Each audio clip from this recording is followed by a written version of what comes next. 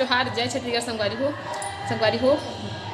मोर blog video आने बहुत अभी देरी होते गेप हो जाते 2 से 3 दिन के ज़्यादा 4 दिन भी हो सके तो लेकिन लिए मोर माफ़ करूँ। अभी मैं हाँ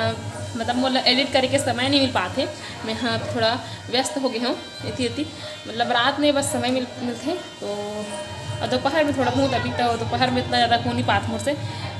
रात में भी सो जाता मैं रात में रामायण से फिर आता तो थके रहते शरीर आता था थकावट लगती तो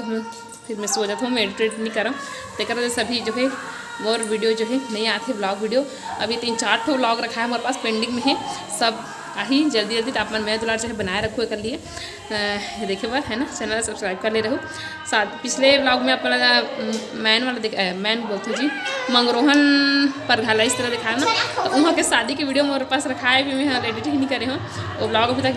नहीं आया है मेरे चैनल में तो वो बहुत जल्दी ही संगवारी हो देरी हुआ थे कल मेरा माफ़ी करूँ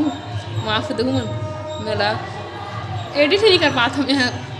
देकर सकती सब पेंडिंग रखा है। और